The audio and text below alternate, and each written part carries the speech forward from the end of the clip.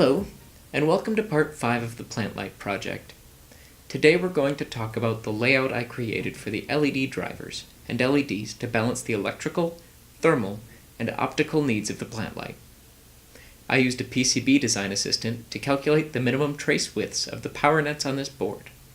I also used this tool to calculate a via and trace impedance.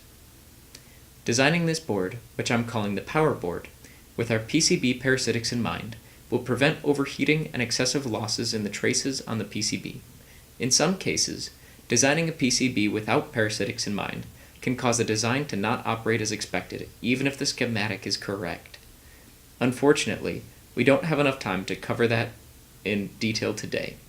If you would like to learn more about the losses in PCB traces and how to mitigate them, let me know down below. In part 2 of this series, we talked about how currents flow through a step-down switch mode power supply.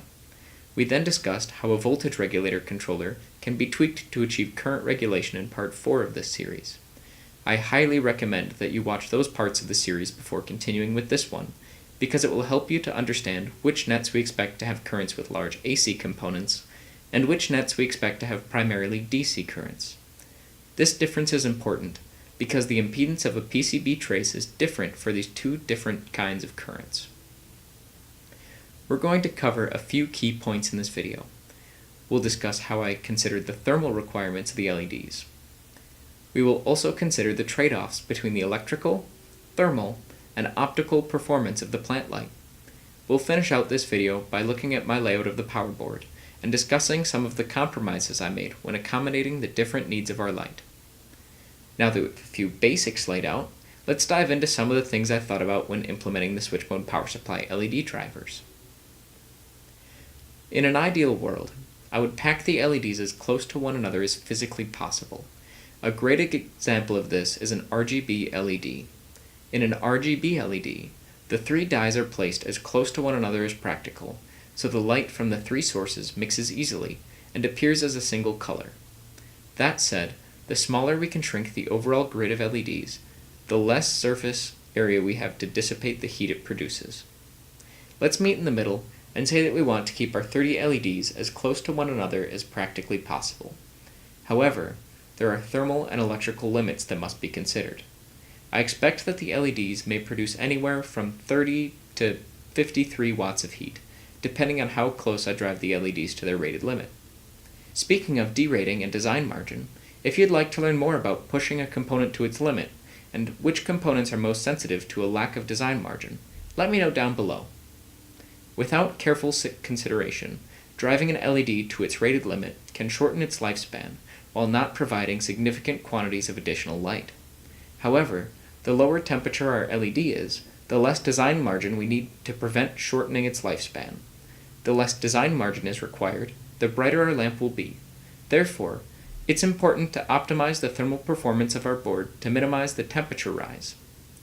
Another factor, besides thermal performance, that may require increasing the spacing between the LEDs is the fact that we must route traces capable of carrying at least 1 amp of current to each LED.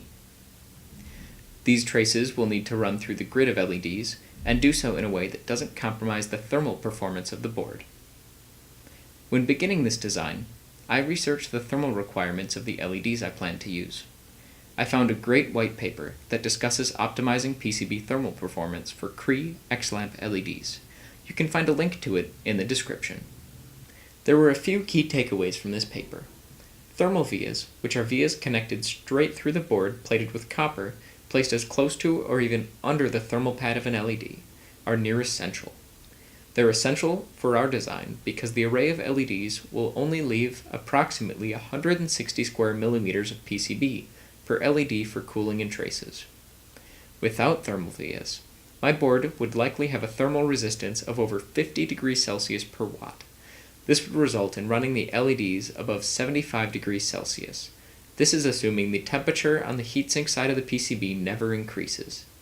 That's pretty warm, and may even be hot enough to soften the plastic I plan to use for the enclosure.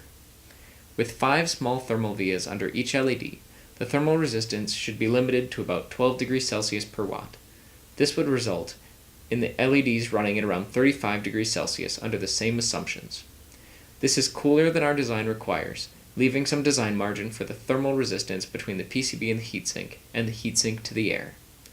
If we could use a 0.8mm thick PCB with only 5 small vias, we could achieve a thermal conductivity through the board as low as 6 degrees Celsius per watt. A board this thin may cause warping during the soldering process, especially because I will be assembling the board by hand. A warped PCB would destroy our thermal conductivity between the PCB and the heatsink. Therefore, there's a balance to be made. We should select the thinnest possible PCB we're confident can be soldered without causing the PCB to warp. If we add more than 15 thermal vias per LED, we're probably wasting our time, since there's very little performance gain above 10, as per chart 5 of the white paper. This white paper also contains recommended footprints for a variety of XLamp LED packages.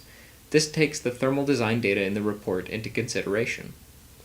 If you are considering designing a board that uses Cree XLamp LEDs, I highly recommend that you check out this white paper.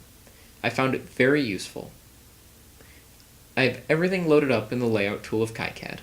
Let's head over to the computer to talk about how I boiled the numbers, theory, and schematics we've been discussing into an orderable PCB.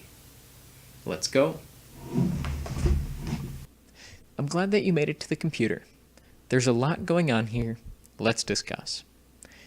When I first considered the overall size of our LED array using a 1/2-inch grid, I found a heatsink that had a large flat aluminum bottom that was just a little bit larger than our LED grid size, 2.5 inches by 2 inches.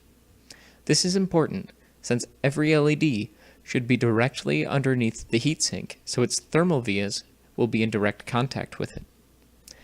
The flat bottom of our heatsink is also important since most modern CPU coolers have a very small contact area designed to go directly on top of the CPU. We want one that has a large, flat contact area so that it will be able to contact the entire LED grid. With this heatsink in mind, I decided to connect it to electrical ground and make a solder mask keep-out area around it. This decision, while common, has serious design implications, since the thermal pad of each LED will be both electrically and thermally tied to this plane. Essentially, any short circuit from an LED pad to another LED pad due to a solder defect will likely be a short to ground due to this decision. This heatsink mounts to the large purple rectangle you see on the top layer of the board, which is the solder mask keep-out area for the heatsink. This large surface area, connected to a large heatsink, should be able to handle sinking the heat out of our PCB nicely, assuming that the heatsink can be mounted to it. Actually, now that I think about it, how will the heatsink attach to the PCB? I do like the plastic push-through clip design that's used on the stock Intel CPU coolers. Perhaps I'll try to mimic something like that. Come back for part 13 of the Plant-Like project, where we'll discuss how I designed and created the plastic parts for this project. With the overall size of the LED grid decided, and the heatsink selected, the rest of the PCB becomes easy to visualize. There's only one more major design decision that needs to be made before we can set to designing the voltage and current regulator circuits, and duplicating them is required to complete the schematic. And that's choosing a number of layers for our PCB. So technically, I had to make this decision before laying out anything, but I did some simple math for the size of the LED grid and the thermal analysis on paper. However, I'm much better at keeping track of my digital documents than my paper ones, thanks to my NAS. If you're interested in hearing about how I built my network-attached storage and manage my data, let me know down below or on Twitter at EEforEveryone. I'd be happy to share all of my projects with you if you're interested in variety. At any rate, I need to consider the cost of ordering boards to choose a layer count, seeing as I haven't designed a circuit that produces infinite money. Yet. I used PCB Shopper for this. PCB Shopper pointed me to Easy EDA, which I believe is using JLC PCB to produce their cheaper PCBs. At any rate, I could get 5 or 10 boards, get them fast, and get them for between $40 and $60, so long as I can manage with 2 layers. Since 4 layers would more than triple the cost estimates I saw, I think I'll try to manage with a 2-layer design. Since our design doesn't have any major space constraints, I expect that a 2-layer board will be very feasible. That said, having a 4-layer board would make laying out the LED traces a lot easier. If you would like to learn more about how I determined what manufacturing technologies my board will require, and how I used the parametric search on PCB Shopper to find a suitable board house to choose a layer count that met my budget, let me know down below. With our layer count decided, this means that we are limited to a single layer for laying out the LED power traces, seeing as the top layer of the board will be shorted to the heatsink, which is connected to ground. This is largely since there can't be any solder mask where the heatsink is connected. Any solder mask would have thickness and hold the heatsink just a little bit above the copper of the PCB, reducing our thermal conductivity to it. In our schematic, all of our LEDs were connected in a nice loop. However, since I should be distributing the colors of each LED amongst one another for the best color mixing, the routing will not be as straightforward as it appears in the schematic. The addition of the SMD resistor pads for measuring LED current doesn't simplify the layout either. Regardless, I'll overlay some text here, which highlights the LED colors and where they ended up in this grid. When laying out the board, I set DRC rules and default trace widths to avoid violating the board house manufacturing tolerances and capabilities. If you would like to learn more about finding this information for a board house and applying it to your PCB, let me know down below. Now, some of the power traces to the LEDs are truly a simple loop, such as this one,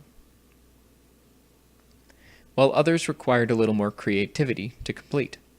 Notice how the power traces bounce between layer 1 and 2, once outside of the area where there's a ground plane to accommodate the heatsink.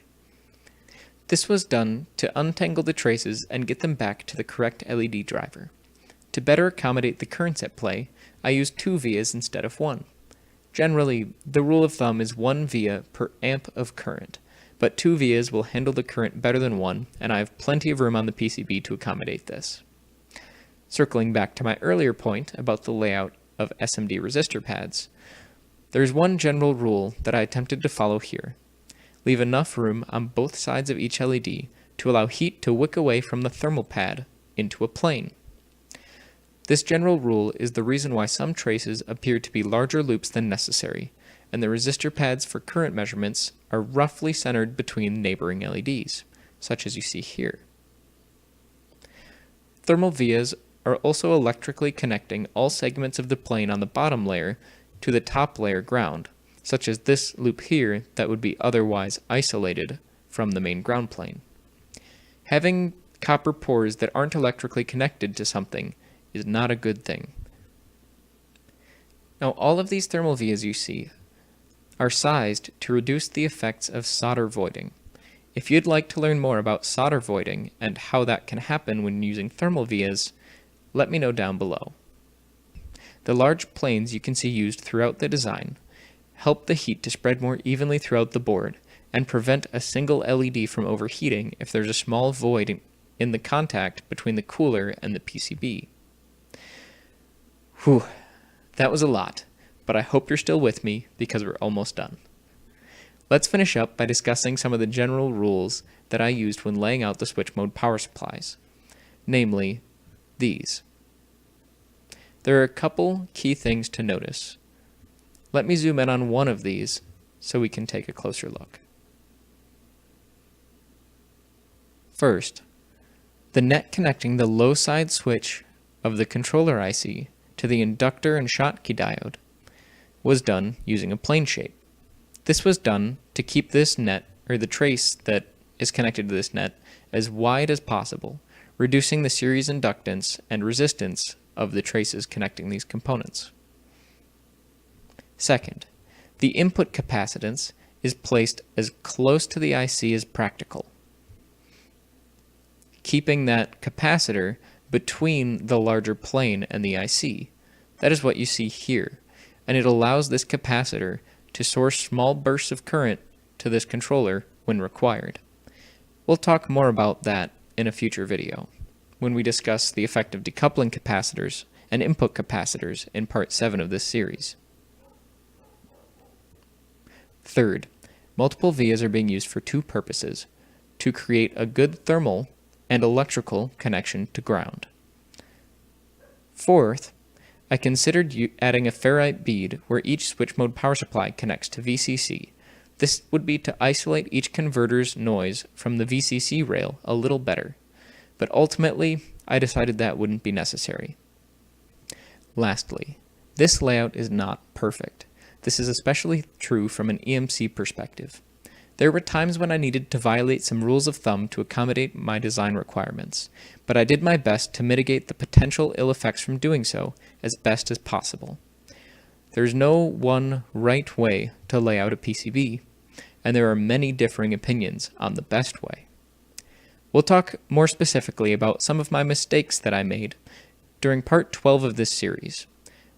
We'll talk about the things that I might do differently if given a second chance. Laying out a PCB can be complicated, but through continued attempts, designing PCBs can be a great way to learn more about circuits, while also building an awesome technical skill.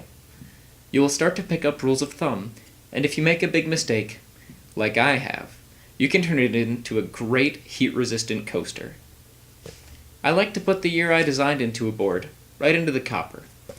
That way, I can look back a few years later and think about how much I've learned since then.